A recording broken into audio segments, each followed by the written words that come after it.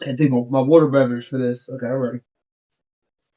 Oh, we doing that? I didn't know I was live. Don't worry.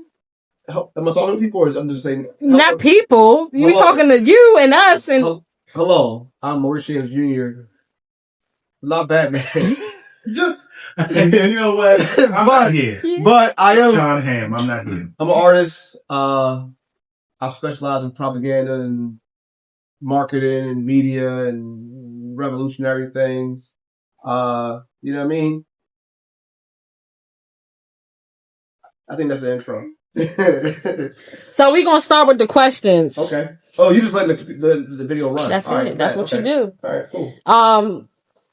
So we're just gonna start the questions. We're gonna get to know a little bit of Maurice James Jr. and find out about the origin of Maurice James Jr. Like when or what year did you start this whole propaganda movement? Well, my first exhibit was February 2021, so I think that's the genesis of like me sharing ideas. So that would be the start.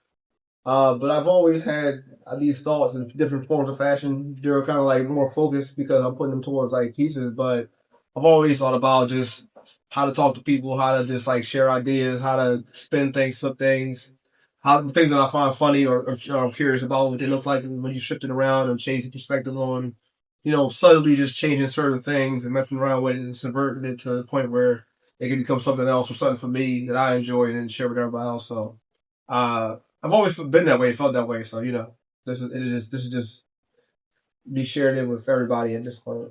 Yeah. So can we describe how your art at this moment is important to society?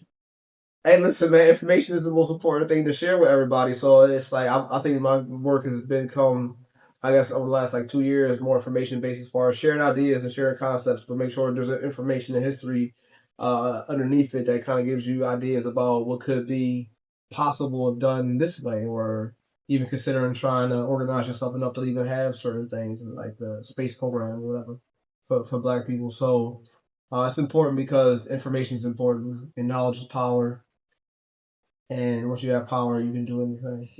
So. And what about any other artists that inspires your work? I mean, like early in the game, so like Emory Douglas, the graphic designer for the party.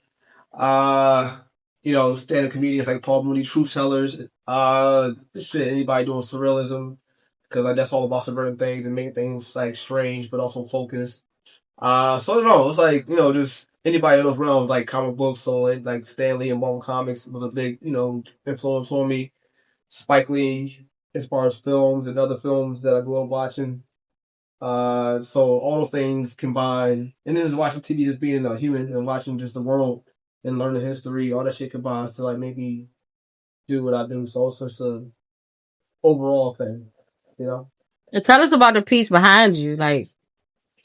Oh well, glad you asked. Mm-hmm. So this is a continuation of my NAACP story, which is taking that as making the NAACP a space program.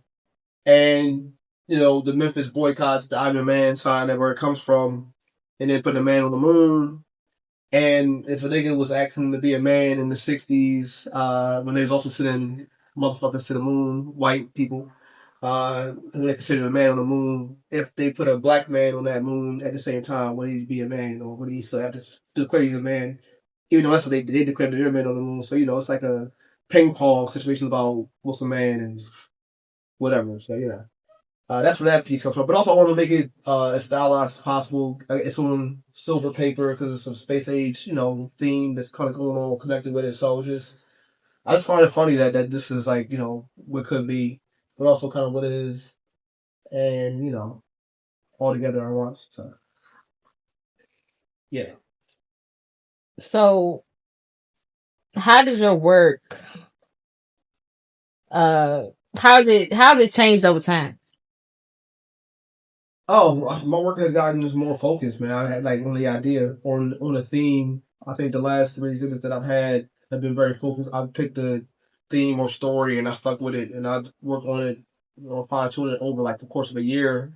So I'm fully in concept, and it takes about a couple months to kind of get out of the concept when the show's done, and and it's all done, and then I have to work on the next thing. But yeah, I'm like locked in, so I just locked in more on like the concepts, and conceptualizing things, and then thinking about how I can just immerse the entire story. So everything that I do or touch, or everything that the idea touches, is going to be within the concept of that story. So up until it's done, and even after it's done, it kind of you can add to it as it is kind of going on, because you kind of learn things as you go. So yeah, no, I've been more focused on just the process of And this is in the closing. idea. Yeah. No. All right. This is in closing. If there was a time period that you can go back into to be an artist, what would it be? What time period and why? I'm honestly, I think that I like the time period I'm in right now. There's no place I want to be, because creatively I could bounce around all those timelines already. Like, 'cause I'm always studying history and thinking about the future. So I'm really much appreciating the present, because everything that I like do or touch or work on is affected by all those things anyway. So it's fine, like just like Bishop from the X-Men, time traveling mercenary, just trying to just figure out and fix things for my people until things are right. So the present. And how can people find you? In the streets, Facts. talking about art, but In the streets, not for the streets. well, who's for the streets?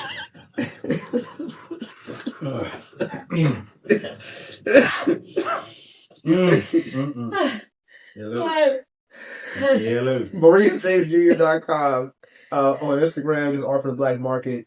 The number 4 instead of spelling out 4. You know what I mean? Yeah, and that's it. Bet.